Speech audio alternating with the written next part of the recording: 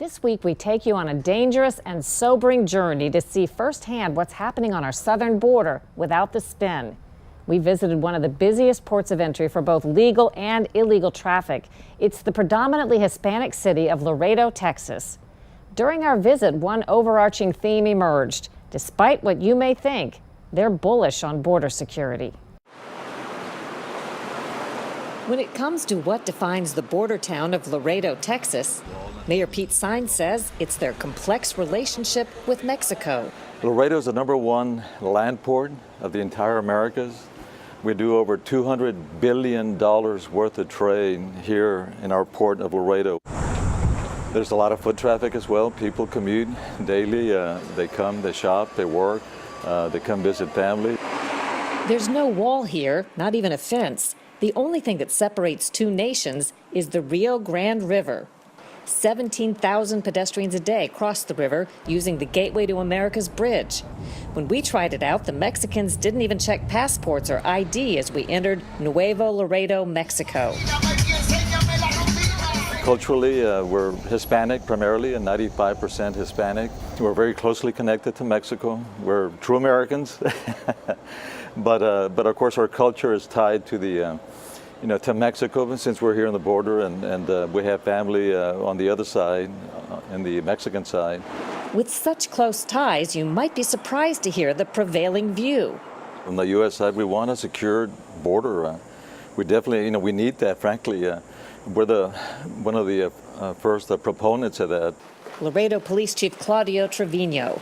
We have a border, we respect the border, we enforce the border, and we are not, definitely not a sanctuary city. We've never been one.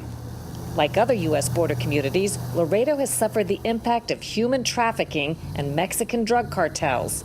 In 2016, the Border Patrol picked up more than 36,000 illegal immigrants in the two counties that make up the Laredo sector. That doesn't count the ones who got away. Yes. Joe Baeza is Laredo Police Department's public information officer. We understand that a lot of people who aren't from the border communities have a perception that because we're the same ethnicity, that somehow we're more inviting or more compassionate with regards to just opening up the borders and allowing everybody just to kind of pour on into the United States, but that could be further from the truth. We understand the volatility in Mexico. To see for ourselves, we donned bulletproof vests and boarded an airboat escorted by armed Border Patrol agents. Gabriel Acosta is Assistant Chief Patrol Agent for the Laredo sector. I noticed some parts of the river are very narrow. It looks like it would not be hard to float or swim across. It's very easy to cross this river. In some places, it's as shallow as like 2 feet. We're about to witness that firsthand. Our interview is interrupted by a call. Whether it's where? 117? Border Patrol cameras have spotted a group of illegal immigrants in the river less than a half-mile away. We race to the scene and find 3 men scurrying back to the Mexican side.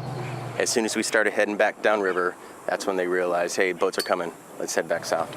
They're not drug traffickers, Acosta tells us, or they'd be waving the middle finger. You literally have seconds to make the interdiction. Or they're in a car and they're gone. Or they're in a car and they're gone. You saw the lookout on the Mexican side. I guarantee you there's lookouts on the U.S. side. They were calling the all clear.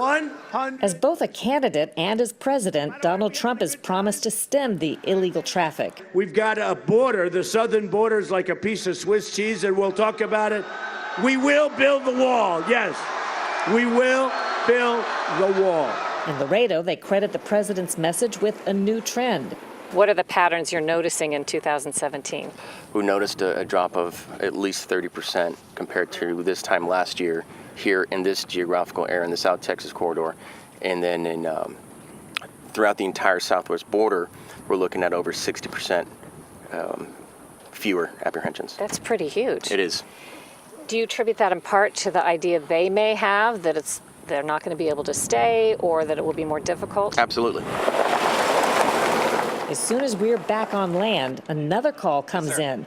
This time, underground sensors have tipped off agents to a group of drug traffickers. Out in this area, Scott Good leads the Laredo Sector Border Patrol. they absconded back to Mexico and left the marijuana here, which will be taken back to Laredo Sector to be processed for destruction. I know if you see some of these agents, you know, they're covered in sweat, they're out running, chasing people down on foot through this brush. You know, vehicles can't get through this. While here, there's word that 2 illegal immigrants have been caught in the area we just left.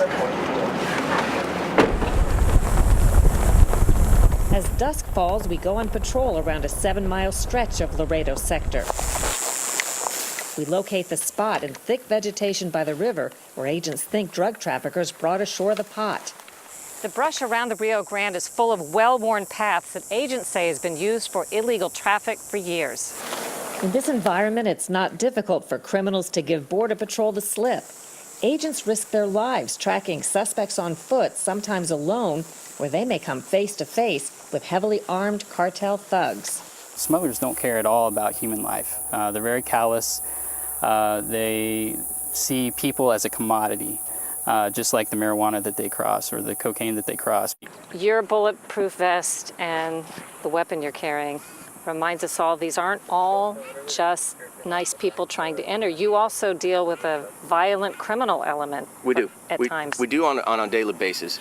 The United States Border Patrol is the most assaulted law enforcement agency in the United States. Our agents get assaulted on a daily basis multiple times a day. It looks like just an individual in the water. When dark falls, we work our way to the edge of the Rio Grande and look through infrared binoculars. Okay, he's on the other side. Yeah. That's a person standing on the Mexican bank, maybe a lookout or someone waiting for the chance to cross. Not far away, we hear radio chatter that 2 more illegal immigrants have been picked up. Yeah, there's a lot. On our way back to the SUV, we see 2 agents patrolling on ATVs. We hear more radio chatter. 8 illegal immigrants have come ashore. 6 are eventually caught. 2 escape back south. Meantime, we're onto a group that a Border Patrol camera spotted crossing the river and loading into a light blue Grand Marquis. It's a dark colored Grand Marquis. Local police joined the chase. When the suspects don't pull over, the cops give up for safety reasons and let them go. Here in the field, it's easy to see that the best technology they have only goes so far. Cameras and sensors can spot the illegal immigrants and drug traffickers, but catching them is another matter. It's a numbers game. A certain number will slip through. Most Americans will never visit a U.S. border town. One thing the officials in Laredo want the rest of the country to know is they're in the fight. People are getting the message that if you do come across illegally and you're apprehended, you will be sent back. There's a misconception out there just because we're so closely tied with Mexico, our culture is Mexicanese, Spanish. It doesn't mean that we're not Americans. You know, we've died for our country. We're here for our country. We salute our flag. So we are full-blooded Americans. Obviously we lean toward our culture just like any other ethnicity, but we're Americans first, and that's important. Protecting the border is one of the big stories we cover on Full Measure. In the following weeks, we'll bring you more updates on border security and the wall.